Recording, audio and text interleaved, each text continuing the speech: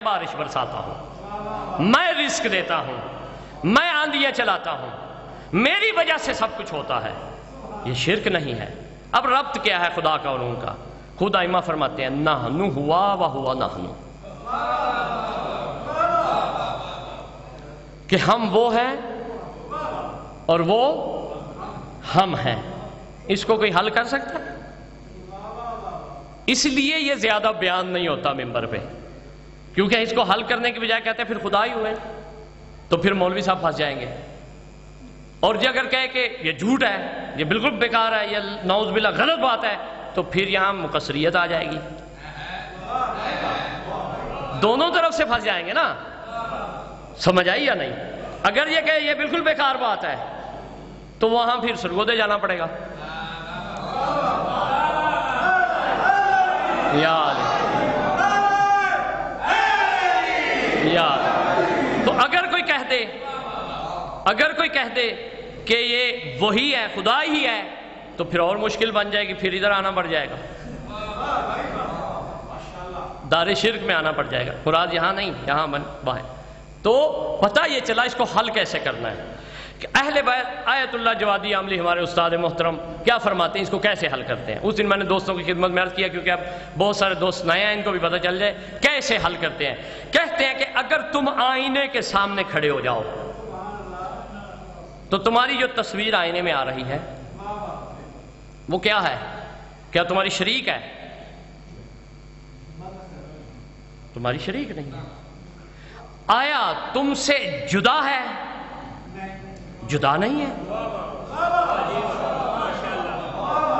وہ کوئی اور ہے، تم کوئی اور ہو؟ ایسا بھی نہیں ہے. اگر تم ہٹ جاؤ وہ بھی ہٹ جائے، اگر تم آ جاؤ وہ بھی آ جائے.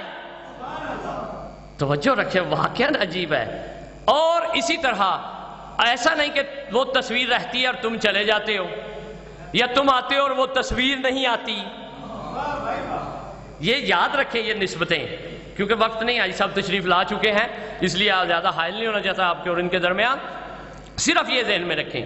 پھر کیا ہے کہ نہ وہ آپ کی شریک ہے، نہ وہ آپ کی قدرت کو ضائع کر رہی ہے، نہ آپ کا چہرہ مٹا کے اپنا چہرہ لے رہی ہے، اور نہ ہی جو ہے آپ کے مٹنے سے وہ باقی رہتی ہے، نہ ہی اس کے مٹنے سے یہ باقی رہتا ہے. یہ بھی رہتا ہے، وہ بھی رہتا ہے.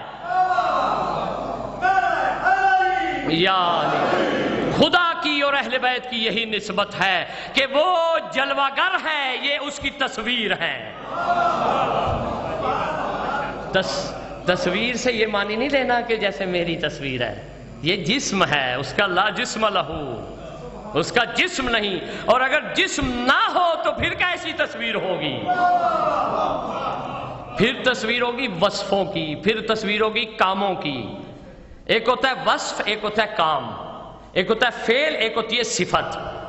صفت اس کی اگر علیم ہے تو یہ بھی علیم ہے، اگر رحیم ہے تو یہ بھی رحیم ہے، اگر وہ رزق دیتا ہے تو یہ بھی رزق دیتے ہیں.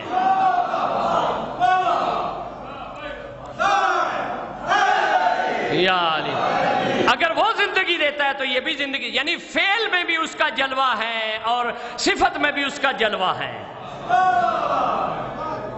جدا نہیں ہے اس سے، جدا نہیں ہے اس سے، جدائی ممکن نہیں ہے. اگر جدائی ہو جاتی تو یہ کائنات وجود میں نہ آتی، کیونکہ اللہ نے ان میں یہ جو اپنا جلوہ رکھا اپنی بہجت اور سرور کے لیے، اور جو روح القدس کو رکھا وہ دنیا بنانے کے لیے. آپ نے، میں نے جلدی میں جملہ بول دیا ہے، آپ اس کو سمجھیں. میں نے کہا تھا کہ جزء اہل بیت دنیا خلق کرنے کے لیے ہے، کل اہل بیت نہیں ہے. ایک جانب ہے ان کی ہستی کی جو دنیا خلق کر رہی ہے. باقی کس لیے ہے؟ وہ کل کس لیے ہے؟ وہ بہجت خداوند عالم کے لیے ہے، وہ سرور خداوند عالم کے لیے ہے. خدا کیا مجھے آپ کو دیکھ کے سرور حاصل کرتا ہے؟ ہمارے تو وصفوں سے فرشتے بدبو حاصل کر کے چلے جاتے ہیں. اللہ کس سے سرور حاصل کرتا ہے؟ یعنی اللہ کس پہ فخر کرتا ہے؟ آیا اتنی چھوٹی چیز پہ فخر کرے گا؟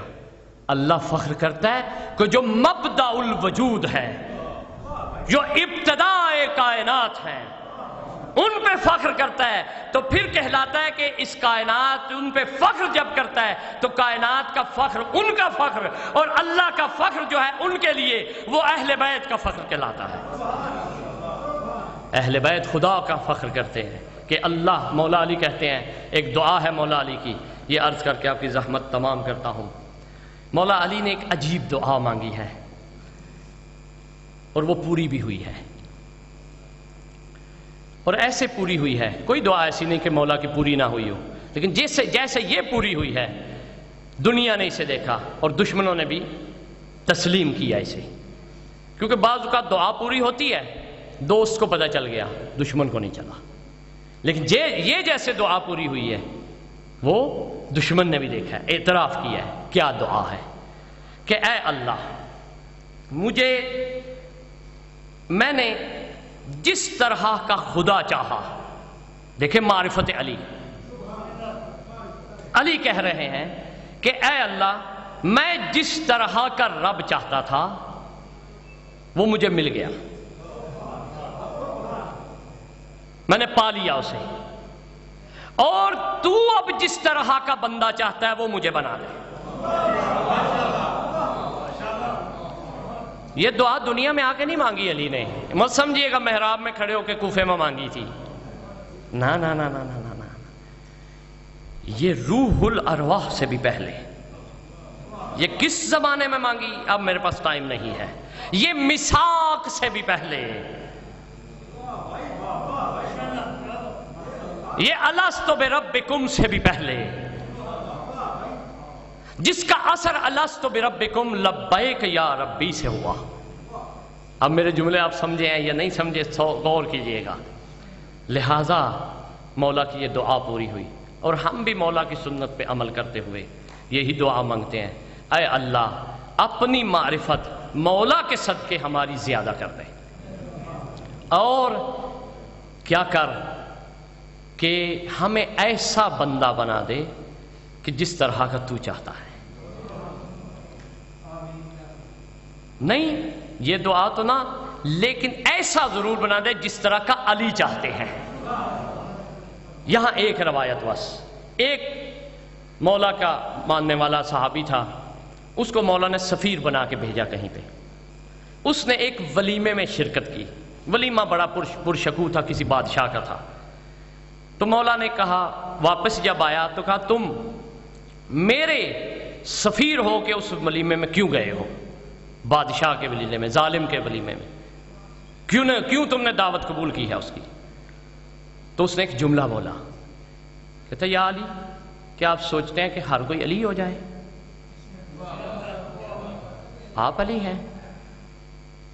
مولا نے ایک جملہ پھر بولا، فصاحت و بلاغت کا، کہ میں تم سے توقع نہیں کرتا تم علی ہو جاؤ، نہ تم علی ہو سکتے ہو، علی واحد و وحید ہے، ایک ہی علی، لیکن کم از کم معاویہ بھی تو نہ بنو۔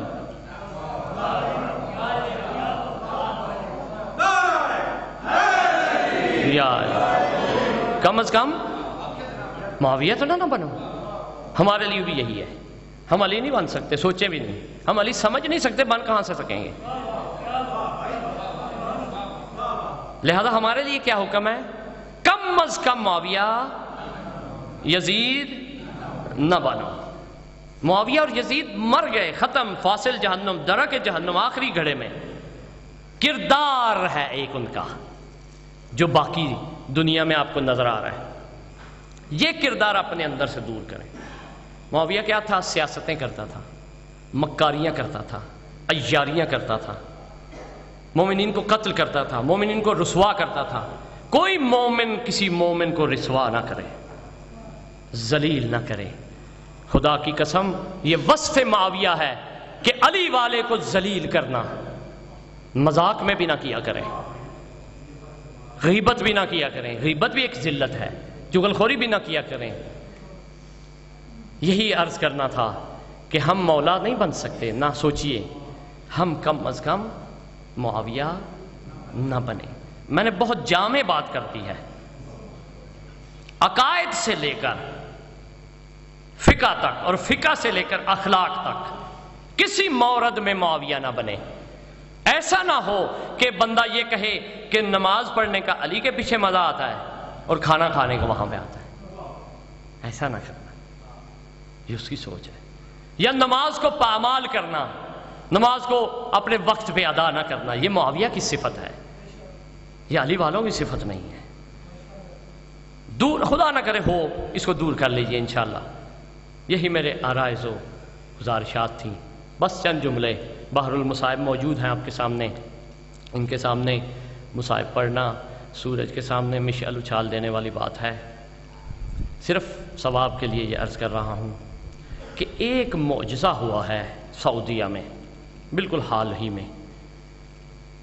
وہ معجزہ اخبار میں چھپا ہے، میری جیب میں اخبار ہے، وہ یہ تفصیل میں نہیں جاؤں گا. وہاں پہ ایک مسجد ہے، ایک شہر احسا، کیا وہاں پہ مسجد ہے جس کا نام ہے مسجد ابی الفضل العباس علیہ السلام.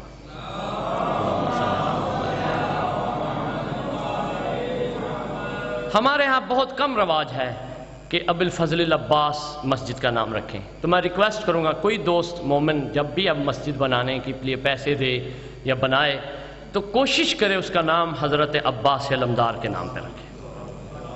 کیونکہ اور ہیں مساجد، فاطمہ زہرا ہے، مولا علی ہے، لیکن یہ ہستی کا بڑا احسان ہے. یہ قبر بنی ہاشم ہے. وہ مسجد کا نام ہے. مختصر یہ کہ وہاں ایک معجزہ ہوا ہے. سعودیہ کا ایک تاجر تھا، ایک بہت بڑا حکومت کا آدمی تھا. یہ یہودی صفت مسلمان کیا کرتے تھے کہ اس مسجد کو ڈھانے جاتے تھے بلڈوزر لے کے، چیزیں لے کے. وہ مسجد منہدم نہیں ہوتی تھی، روڈ اس کا خراب کر دیتے تھے، نہیں ہوتا تھا. ایک مومن تھا، وہ کسی جگہ پہ تھا آفس میں، اس کا جو مالک تھا بڑا پریشان تھا. اس نے کہا تم کیوں پریشان رہتے ہو، آج مجھے شیئر کرو، بتاؤ. اس نے کہا میرا ایک ہی بیٹا ہے اور آگے اولاد بھی نہیں ہے، میں نکارہ ہو چکا ہوں، یعنی اولاد نہیں ہو سکتی مجھ سے.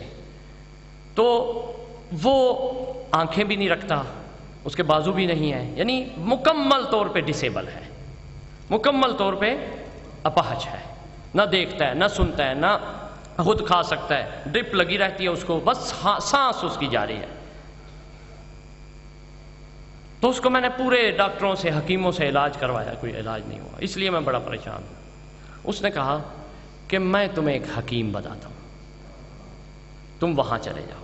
یہ اس اخبار میں لکھا ہوا ہے، خدا کی قسم. وہ حکیم کے پاس چلے جاؤ. کہتا ہے وہ کون حکیم ہے؟ کہ عقیدہ تیرا میرا جدا ہے، پہلے وعدہ کرو کہ برا تو نہیں مانو گے، مجھے نکال تو نہیں دو گے. اس کو تو مومن کو یہی تھا. اس نے کہا نہیں بتاؤ. کہتا ہے وہ حکیم دور نہیں ہے، میں نہیں چاہتا خود اس حکیم کے پاس چلے جاؤ، بلکہ اس حکیم کے نام کا ایک مقام ہے، وہاں چلے جاؤ. وہ کیا مقام ہے؟ وہ مقام کہتا ہے مسجد ابی الفضل ہے احسا میں. وہ حکیم کا نام ابو الفضل العباس ہے. اس حکیم کے پاس چلے جاؤ اور جا کے کہنا جاؤں گا نہیں آپ کے دروازے سے جب تک یہ صحیح نہ ہو جائے. عزیزو جب اس نے سنا تو کہتا ہے میں جاؤں گا. گھر گیا، اپنی بیوی سے کہا کہ جائیں یا نہ جائیں، پتہ نہیں خاندان والے کیا کہیں، رشتہ دار کیا کہیں، یہ شیعہ ہو گئے ہیں. کہا اتنے ڈاکٹروں کے پاس، امریکہ، برطانیہ، کہاں کہاں گئے ہیں، اب اس حکیم کو دیکھ لیں، کون سا حرج ہے.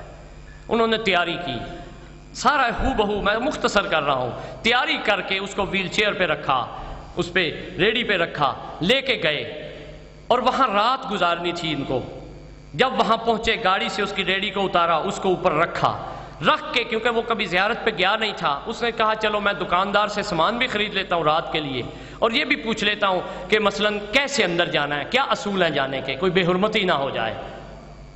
اس سے پوچھ رہا تھا کہ میں کیسے اندر جاؤں، دروازے پہ کیا پڑھوں، آگے کیا پڑھوں، کیسے جاؤں اندر، کیسے رات رکوں، کیا اس کے اصول ہیں، کیا اس کے جو ہے احترام ہیں. اتنے میں اس نے دیکھا کہ اس کا بچہ دروازے سے چل کے اندر جا رہا. جب دروازے سے چل کے اندر جا رہا ہے تو اس نے سمجھا کہ میرا دل جو ہے اس تمنا کو لے کے آیا تھا اور دل بڑا